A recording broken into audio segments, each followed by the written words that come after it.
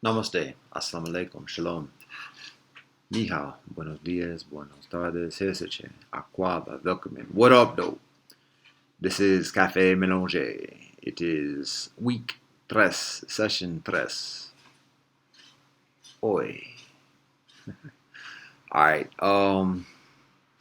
so a couple of, just minutia to begin with. I look at the screen as I start this up and I notice, oh, guess what? It's the same shirt from yesterday. Haha, you're correct. If you're paying attention. Sometimes I do that. Quite often I do that. And I'm going to leave it at that. Also, in terms of for future reference, so sometimes I start these joints a wee bit later than scheduled, I should say. That means these are scheduled for 2 p.m. and there's a squiggly thing that represents CPT, approximately 2 p.m., 14 hour to be exact, in the Atlantic Standard Zone. And so sometimes it might be on time, sometimes it might be early, sometimes it might be 15 minutes late, 15, or it might be like today, half an hour. But up to this point, we've done it. This is the 11th session. Session numero 11. So we have a modest track record at least doing it. So here it is.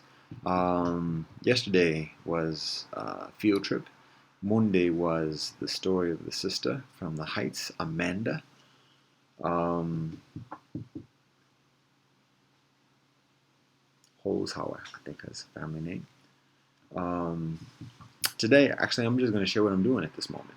Today, what my assignment is this week.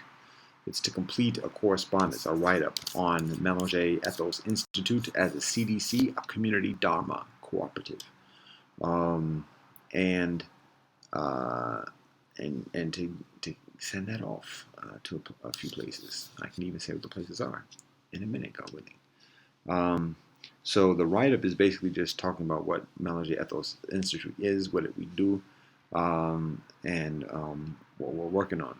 And this is, again, it's the evolution of years of work, and trial and error, trial and lesson, trial and learning, and focusing on what's identified as like the core necessities, the core efficacies. And so basically it's narrowed down to the CDC model, but it's rather than a community development corporation, because one, we got issues with that word. No, that word's got issues with us. Development, or developing into something else, like developing into a certain standard that's still in itself developing. And all right, I'll be clear about this. So development is a term that is utilized in international community as well as in local communities about obviously something developing into something that is intended to be. However, there's something that's called underdeveloped nations and developed nations, and so there's a certain racist element. There's a certain xenophobic element, a definite xenophobic element within the terminology of saying this nation isn't like us and it's trying to be like us, so it's developing. But along the same lines, then there's the consideration of the overdeveloped nation, like when something is overexposed, when doing photography back in the olden days. And additionally, rotting is another word for it. So anyways, letting go of all that. Development is a legit word, particularly it's utilized in terms of local community development when a community is experiencing certain blight, deprivation. Additionally, so it's described to like developing a sense of community to address the issue. So there's a certain legitimacy within the utilization of the word. However, it still has so much of that xenophobic shibboleth. Ha ha ha ha. And if you contract that word shibboleth, you kind of get the crux of what's being said. So, anyways, we don't use that word too tough. Development. So that's one thing. So we say dharma. How about that? Truth, way, path, life, belief, religion, spirituality, all that. Walk. we say Dharma. That's the word we can think of that starts with a D to keep the acronym CDC. Then also on the terms of corporation, right? Quite simply, we know what the connotation comes with corporation. Ain't saying everything's bad about it, but ain't got the best standing with the people that we work with on all different types of the socioeconomic spectrum. So instead of corporation, we can say cooperative, because that's what we do, that's what we're talking about. And that's a fundamental aspect of our methodology is cooperation and cooperatives, people chipping in rather than the corporate model. Plus also the nature of our organization is not that three-party ambiguous, obscure entity. Three-party meaning in the legal construct of the United States, a corporation requires three individuals in order to be an entity, a legal entity. So we saying our nature of organization is different from that. We're increasingly egalitarian, consensus-based, and additionally so. Just even the corporate approach is a misnomer for what we do. So we say cooperative, community dharma cooperative. So that's the CDC. Now, all that said, that wasn't even planned. That wasn't even intended as part of this.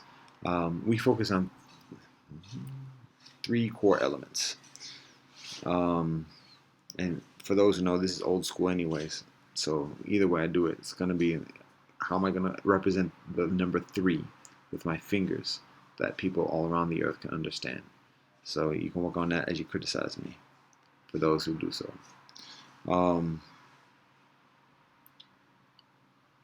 There are 3 core components.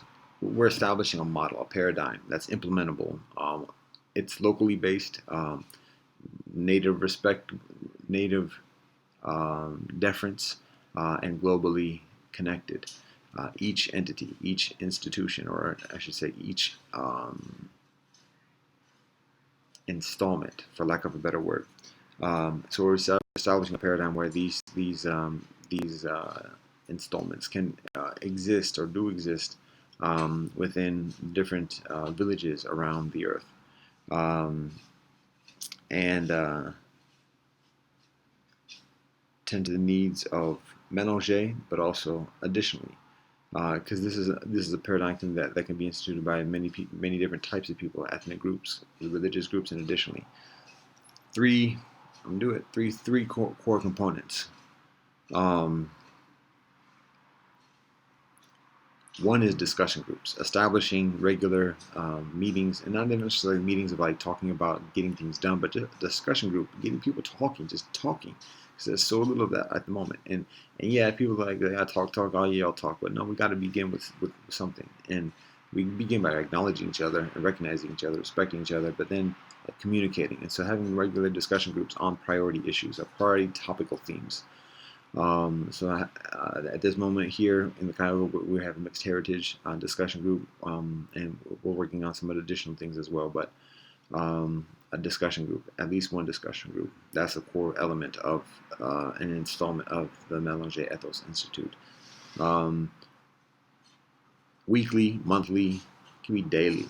It could be monthly is pretty much pushing the limit in terms of the extent of the frequency, in terms of how extended the frequency is, but that's the gist of it. Regular discussion groups on priority topic, and it's not just current events or what it's like a topic, and having certain intentionality with that, and the consideration, the intentionality, the methodology is that from the discussion groups, then additional organizing is cultivated from that. In addition to that, having the discussion group as a very basic minimum of interaction, and an invitation to the public, the general public, to participate. It's open to the public. It's concentrated on the theme, which makes it increasingly important to have a theme rather than just the general public coming in just griping. But it has a theme, it has a focus, it has concentration, it has moderation, it has discussion, facilitation, in terms of proposing questions and having specific topics for each occasion additionally, but also being fluid and comfortable and extemporaneous as well.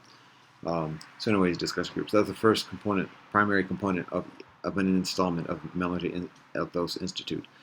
The second installment, and in this paradigm of CDC, the second component is ethical economic co-op. So basically, having a membership where people chip in, and the proceeds are utilized to purchase ethically sourced products, fair trade, vegan, uh, preferably organic, and additionally ethically kosher, halal, when deemed uh, appropriate.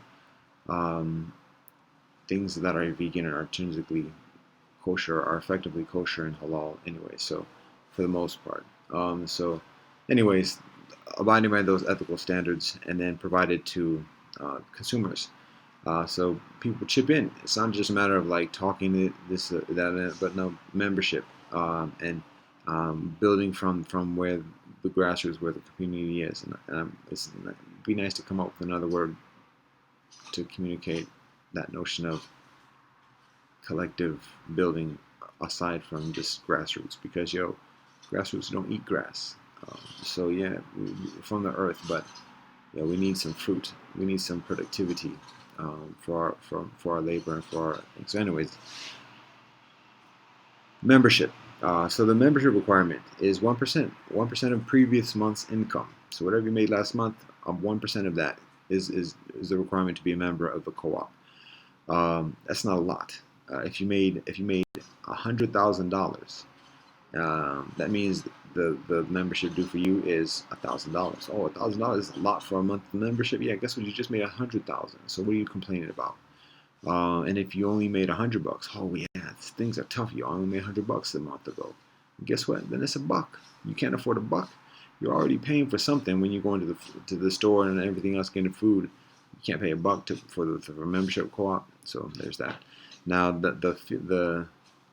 was planning to read it. I still think I would read what I have prepared, but I'm explaining what I just have written, so you might get a double dose of this, so that's okay. The co-op's proceeds, what happens with those contributions? 10% of those contributions go to administrative costs, supplies for doing this, when there's utility things, paper, printing, internet connection, this, that, and the other, to facilitate the co-op. There are costs that are involved. So, and paying people to do it, because yes, we can do voluntary, but this ain't like 10% for administrative costs. I'm gonna leave it at that. And that's like traditional, that's ancient principles, that this is derived from, that is built from. Another 10% goes to community programs. Outreach into the community, and additionally comes from those co-op contributions. The rest of the 80% of each contribution goes directly towards purchasing the co-op products that are sold to people. So that's it. That's how it works.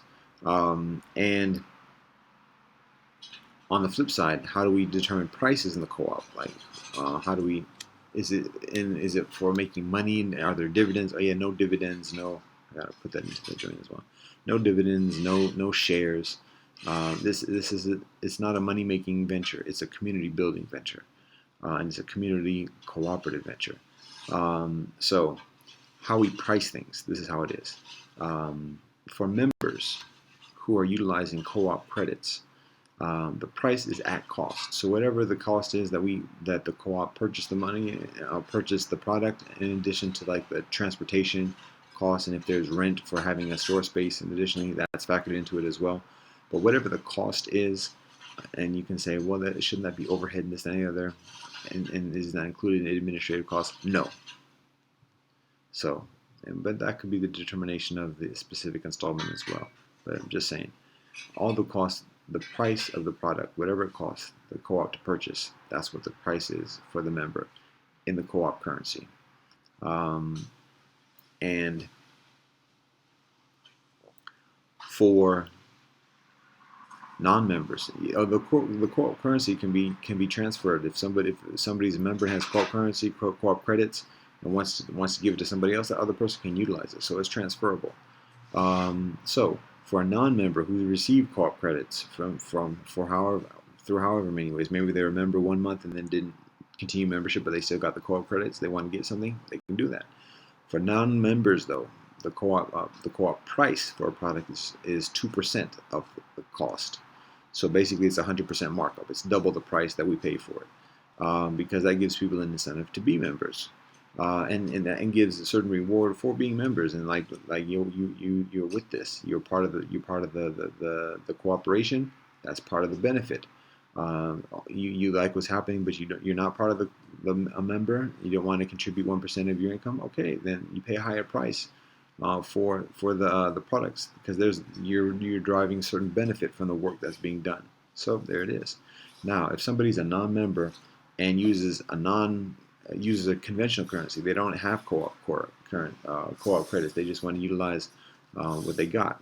Okay, fine, cool. The price is 500% of the cost. Again, because you're deriving a benefit from the work and the dedication and the commitment that other people are putting into it. So you pay a price for that. It's 500%. Now you say, whoa, wait a minute, you marking it up 500%. I invite you to consider what the markup policies are for your retail establishments at this way, and that's after all the middlemen put up their markups as well. And when you get down to the root sources of where the things are coming from, see how much the markup is. That's exactly what we're talking about. So, anyways, that's what's involved. At cost for members utilizing co-op credits. Double the cost for non-members utilizing co-op credits, and 5 times the cost for non-members utilizing conventional currency. That's it. And you say, what about members utilizing conventional currency? If you're a member and you want to utilize conventional currency, you might as well just convert it to the co-op credit and get the benefit. Conversion rate, the rate of exchange for getting co-op credits. First of all, the co-op credit, the value of it, 1 unit is worth 1 grain of rice. Excuse me, not 1 grain, 1 kilogram of rice. So that's the peg value of the co-op credit. Now, how much co-op credit can a person get for spending money to get an exchange rate? If they pay a membership contribution of $1,000, how many co-op credits do they get in exchange for that? That depends upon the most recent purchase of rice in the past month. Depending upon that, how much we pay for the rice, that determines the co-op credit rate. So the co-op credit exchange rate. So that's that. That fluctuates, but that's not on us ultimately or exclusively. That's based upon market conditions. So that's how that works. And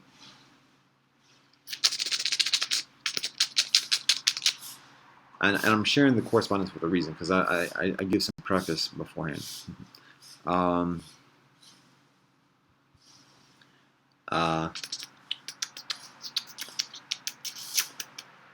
else?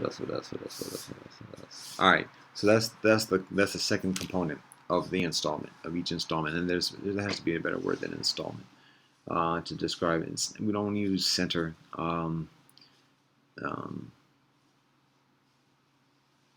But we're working on a word for that for each iteration of the Melange Ethos Institute.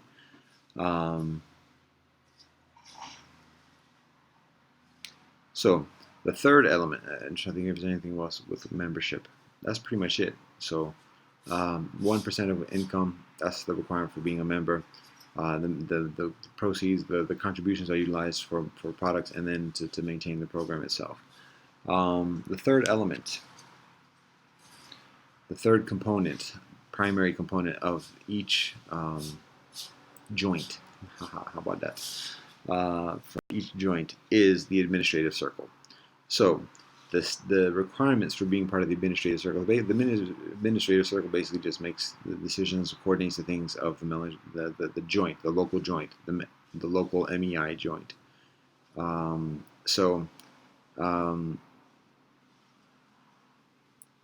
The membership, or the requirements for being an administrator, it's actually simple. First, it's a matter of providing 10% of the previous month's income. So it's raising the bar a little bit. You want to have a decision. You want to have some authority in what we're doing. All right, ante up. Pay an additional amount, 10%. Whatever you made this past month, pay 10% on the administrative circle. Then the other element, the other component for, or the other requirement for being in the administrative circle, to be an administrator, is to adhere to the ethical discipline, the fivefold ethical discipline. That involves honesty, sobriety, veganism, marital fidelity, and ethical economics. So, and this is all on people's honor, what people proclaim, and those are the two requirements: paying 10% of one's previous income and adhering to the ethical discipline. And that gives a person a seat on the administrative circle. The details of the administrative circle, how it operates, how it makes decisions, I can say it's consensus based, and it's egalitarian. Other than that, ain't giving too much of the details because it ain't necessary. A lot of people want to have like all of the details and all the information without providing commitment and without putting up, without doing the requirements of being part of it. So it ain't necessary. If you want to do that, ante up with your income and with your discipline, and then all right, let's talk about that. So, anyways, that's where that is. Those are the three components of each joint, of each local, of each joint of Lange Ethos Institute.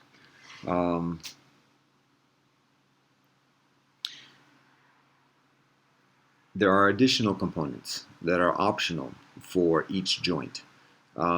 Each joint can have involvement in a number of different additional endeavors. Well, first, before I say that, each joint can partner with other organizations and do joint initiatives, joint programming, joint projects. I say we got to work on that word joint again. An investment and can work with government, schools, civic society, religious communities, and additional entities on these different projects, programs, and investments. It can be like what CDCs do in terms of establishing a housing cooperative. It can be educational programming within the community. It can be youth programming. It can be additional co-ops, a residential co-op, similar to what I just mentioned, a utility co-op, a transportation co-op, a school co-op, educational co-op, and additionally, so a security co-op. There additional. There's a list. I plan to get that in a minute with the letter. But there are a lot of different options in terms of the different additional components that a local joint can do with other entities, with other institutions and organizations.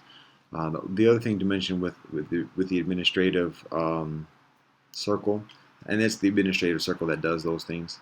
The administrator, I don't have this in the letter at the moment, but I'm still working on it. So that's this. I'm pausing my work on it to do this, and also have a study session at the moment. The administrative circle conducts or maintains the relations with native brethren, with local brethren, and with global brethren. So that's like the tripartite focus and mindset and activism or activity interaction that the administrative circle maintains. So it's not just one of those elements; it's all three of those elements: relations with our native brethren, relations with our local brethren, and relations with our global brethren. We're working on those three frontiers or fronts. I don't want to say fronts, frontiers for that. All right. So we work on those three fronts, and that having that mindfulness and that commitment and dedication. So, and that's how it is through those auspices that we cultivate the partnerships for investment, programming, and projects.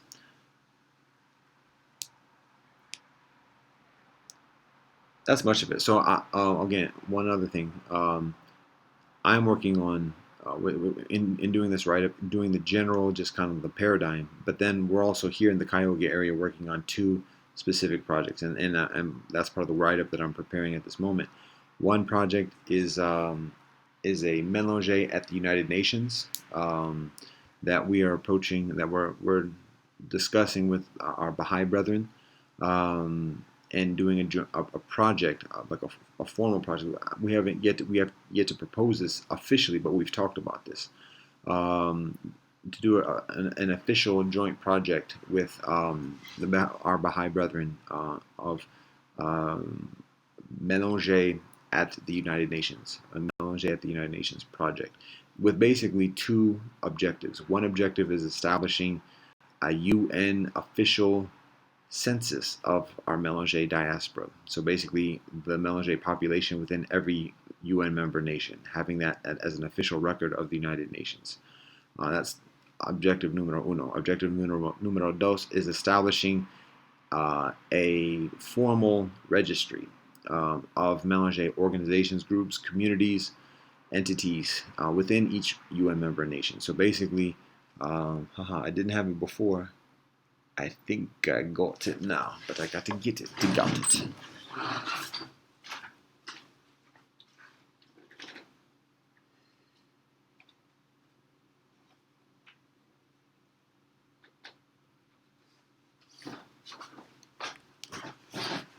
We had some rearrangement in the library of Asona Ashram here, so I had to take a minute to find it again. But I've shared this before in previous joints, but this is like a directory of Black African businesses, leaders here in the Cuyahoga area from back almost 30 years ago. Wow, yo, these gray beards. But basically, it had like a. Can you see this? Can you see this? Like a listing of. Let's see. There you go. That's the dude who did it. George Fraser. But basically, a listing profiles of organizations, leaders within the community of people of African ancestry here on in Cuyahoga, and then it has like the actual directory. Let's see. You can see that with contact information, names of people, and additionally.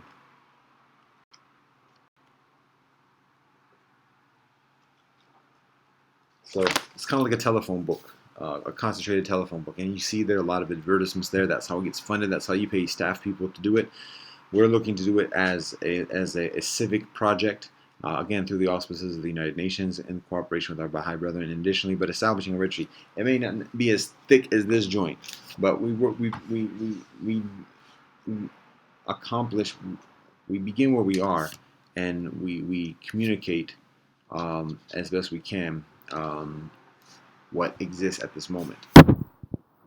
Basic registry, foundational kind of component to build the institutional infrastructure, to strengthen and increase the institutional infrastructure of our mélanger diaspora.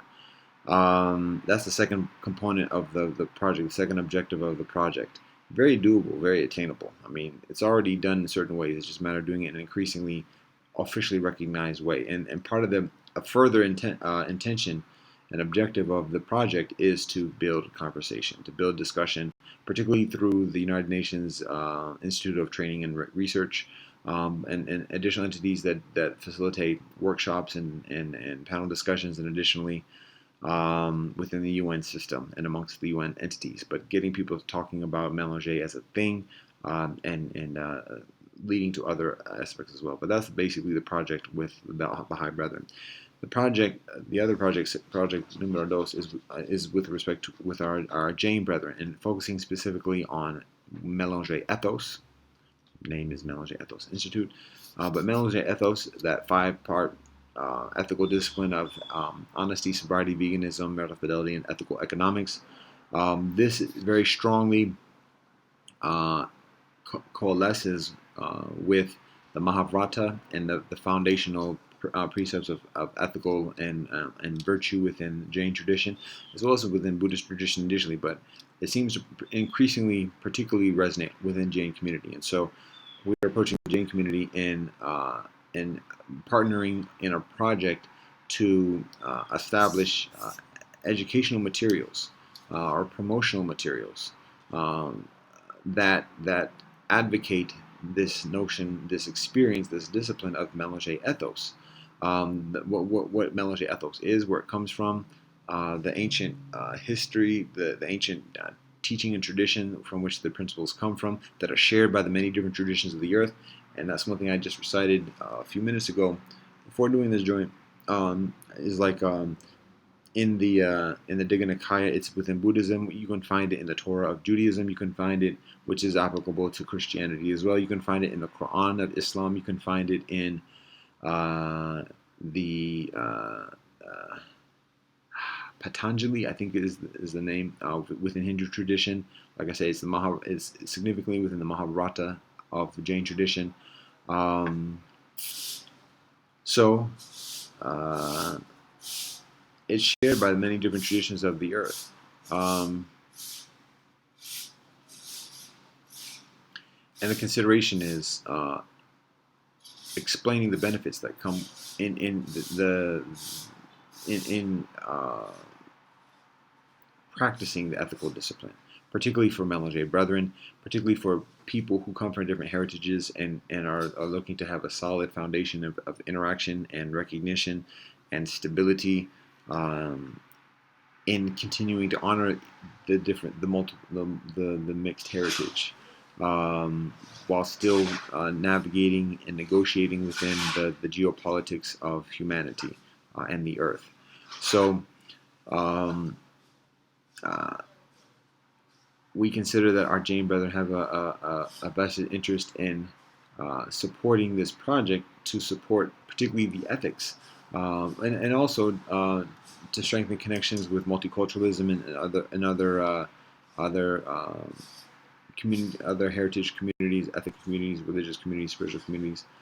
And so the project is to complete certain educational materials, and the audience of these materials primarily are Melange people, and encouraging these ethics. The audience also includes multicultural groups, organizations, offices within institutions like universities, and additionally that are specifically dedicated towards the experience of multiculturalism, giving some additional information on one being Melange, of being mixed heritage, but also of having these ethics, regardless of what one's ethnicity is, and because of the benefits that come, particularly within the context of multiculturalism. And then the third category of audience is ethnic-based communities, and maybe also religious-based communities, but particularly ethnic-based communities, particularly with the consideration of advocating Melange experience and Melange brethren amongst ethnic-based communities and community groups, advocacy groups, and additionally, and emphasizing ethics as a trusted component. I'm using that word component often today. A component in relationship, and allowing for and supporting Melange brethren from amongst the different ethnic groups to be Melange and to legit claim that and maintain official affiliation and involvement with respective ethnic organizations as well, encouraging ethnic communities and ethnic organizations to be supportive of Melange identity, experience, proclamation, and additionally. So that's what we're working on, and sharing that with our Jain brethren on that project, partnering with our Jain brethren for that. Now we're further along in that conversation with our Baha'i brethren in that respective project than we are with the Jain brethren at the moment. However, we are in communication on both of these avenues. I ain't gonna say frontier for that at the moment.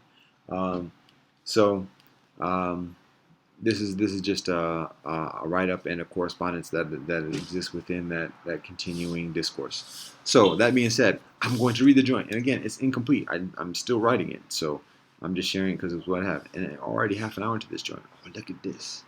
So the correspondence. Oh, I gotta retrieve it. All right. Oh, I know it's not. All right. Righto.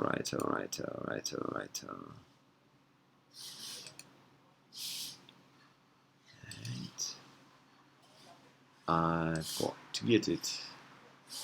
I'm going to get it. Haha. God willing, we get it all together now. All together now. Well, whilst I do this, I'm going to sing a song that I am reminded of earlier today. I haven't sung it in decades, probably. And it's delaying my finding of this joint. How about this? Just go to recent documents. Let's go to recent documents. There it is. Alright, let's see if it's got everything that we had before. Alright, cool. So, I'm going to sing the song now. I had the document here, but I'm going to sing the song just to be sing-songy. And I'm holding this like it's actually recording. And I don't, well, it might be actually, but I'm not recording it. So, the song is this. It's a children's song, or it's a school children's song, like elementary school. It ain't the most PC of songs, but ain't too bad. But I find it funny as a vegan singing it. It's the first time as a vegan singing it, and it might be considered as like a vegan shout song. But anyway, here goes. Great green globs of greasy grimy gopher guts, mutilated monkey meat, little birdie dirty feet, French fried eyeballs swimming in the toilet seat, and I forgot my spoon. Rats. That rats part, that's an original addition to the song. Yours truly. I do take credit for that, although I'm probably not the only one who said that. It fits. Let me see if I can do it again, better and clearer without interruption. Great green globs of greasy, grimy gopher guts, mutilated monkey meat, little dirty birdie feet, French fried eyeballs swimming in the toilet seat, and I forgot my spoon. Rats. Here we go. Here's the letter that I was describing. Oh, I can't do that, but I got to do that. Here we go. How about this? I don't know. It's not gonna work. Such a fuss. I'll go like this. Here we go. Alright. The reason why I'm sharing is particularly because of the beginning here. And I'm going to do this so I can see the audio levels, because we've got some noises going on at the moment. So I'll be quiet. See if it registers.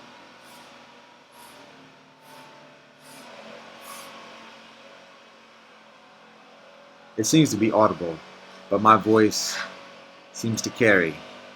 So we can put that over here, we can put this over here, and we rolling. Alright, here's a letter. It's only a page, thereabouts, at the moment. And again, it's not even a working draft because it's not even finished. So I'm just going to read what I have at this point. Here we go. Melange is an ancient phenomenon that extends back through Moshe Rabbeinu in Mitzrayim, Egypt, and Midian, the Aryans beyond the Indus Valley, Genghis Khan across Eurasia, the Moors within Iberia, the thread of Mestizo, and Meti along Tyano-Terrania, the western hemisphere of Turtle Island, and further. The United Nations Statistic Division reports the global melange population is over 118 million people. 117 millones people. As a nation, this global diaspora ranks 12th largest on Earth, after Russia, Mexico, Mayan, and Japan. This UN report includes statistics of only 30 UN member nations. It is widely held that these statistics are drastic underestimations. It is likely that the global melange population is over 3 times larger, over 350 millones, 350 million people. As a national standard, this makes melange the third largest nation on Earth, above Brazil, Guarani, Indonesia, and the United States, Turtle Island. Today, melange brethren are significantly entrenched within the many nations, religions, and ethnic communities of Earth. We live in the squalor of destitute orphanages, and as heads of state, royal families, United Nations Secretaries General, and further. Melange brethren have significantly different experiences of economic, political, and social life. Melange brethren have significantly shared experiences of suppression, rejection, and persecution. Recent generations and migrations of globalism and multiculturalism increase a supportive environment for melange individuals to openly identify as melange, and for melange communities to openly organize as melange. There is a burgeoning evolution of awakening and self-declaration. There is a burgeoning establishment of organizing, norms, and uniformity amidst the diversity. This melange evolution has implications within the social, political, economic, and religious experience for all humanity and Earth life. Within the melange experience, there are lines, there are no borders. Within the environment where melange brethren are supported and comfortable to be melange, people of any and all ethnicities and heritages are supported and comfortable to be each's respective ethnicity and heritage. Within the environment where ethnicities and heritages are genuinely supported and comfortable, interethnic and interheritage cooperation is increasingly genuine, enduring, peaceful, and prosperous. Shared ethical discipline strengthens melange brethren to be recognized, trusted, and cooperative with convention as melange brethren. MEI. MEI is Melange Ethos Institute. Melange is mixed heritage either by blood and or by bond. Wealth ethos is the shared principles of our religious and ethnic communities of Earth, concentratedly honesty, sobriety, veganism, marital fidelity, ethical economics. The purpose of MEI is to strengthen melange identity experience relationships. MEI is an emerging paradigm of local CDC, community Dharma cooperation. Each MEI installation is based within a local village. Each MEI installation has 3 primary components. Tres primary components. Uno, discussion groups. Dos, ethical economic cooperative.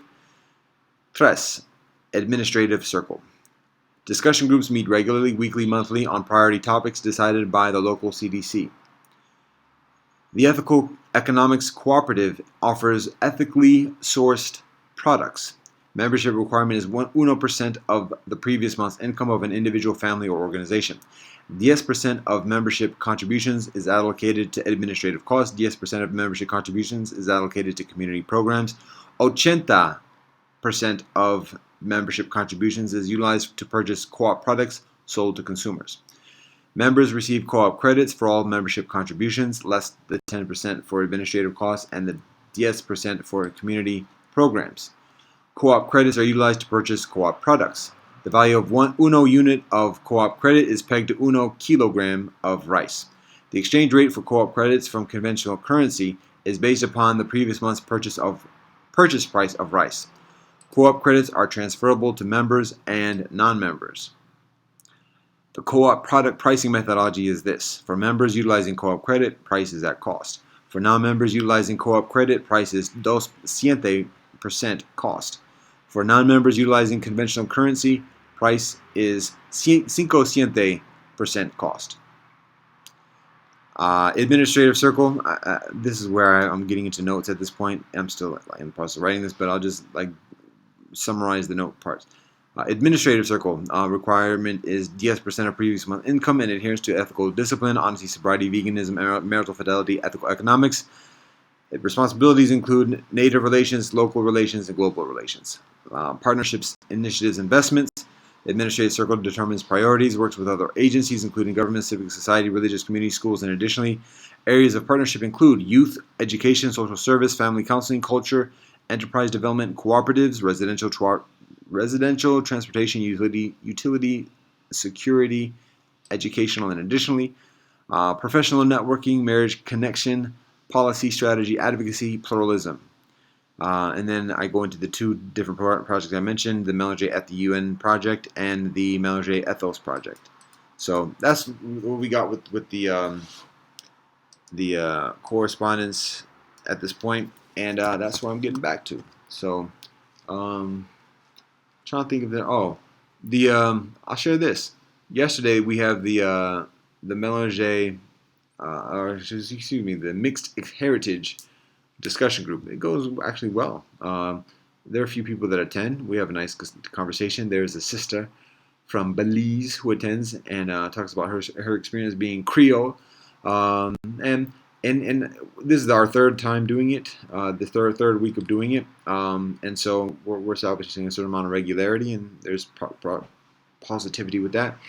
What I'm noticing, again, there are certain questions and topics and themes that are considered at the beginning. But what I find is that the discussion group kind of begins organically. A couple people throw in and then flow through, and then we just start talking. And then I try to keep it concentrated on the experience, the identity of being mixed, of being mélangé. But we kind of just casually talk about what's on our mind at that moment, whether it's relationships, current events, whatever. But again, we kind of get focused on sharing things as a mélangé, as a mixed heritage person. I utilize the term mixed heritage in the discussion group primarily because that's what the flyer states, and that's what's increasingly recognizable in this location. So I say mélangé also, but in this specific local discussion group, I utilize the term mixed heritage as well to be all-encompassing and to gauge where people are. There's a consideration as, God willing, as the conversation becomes increasingly familiar, where people become increasingly familiar and comfortable additionally, then I can be myself as well and flex the mélangé. In the meanwhile, I do the mixed heritage. So in our discussion group yesterday, like I said, we do that. We talk about relationships, we talk about life, we talk about experience, and we talk about being mixed in our relationships, particularly family wise, and being mixed. A little bit of venting, a little bit of a thing, but again, that's part of the process, particularly the beginning stages. And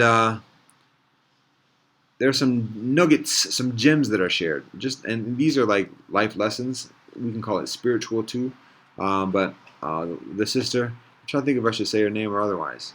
I'm gonna keep the local discussion group increasingly anonymous at the moment. This was one reason why I don't record it, because we want to be comfortable. And so I'm gonna say from there. I already said enough by saying where she's from.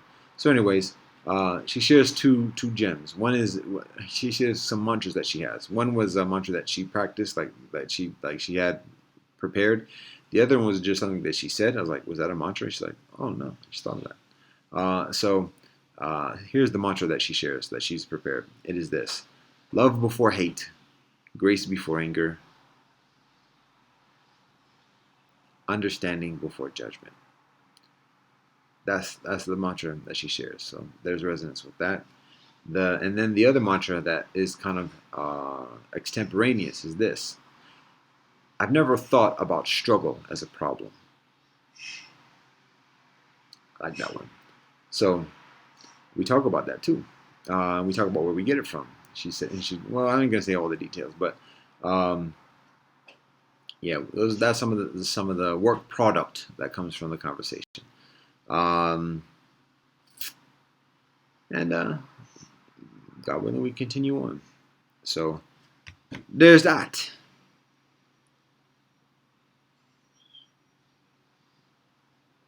So that's what I have to share for today. Namaste, assalamu alaikum, shalom, zaijian, adios, te jakaris, asempe na asamudwo, kele ufred. One love and peace.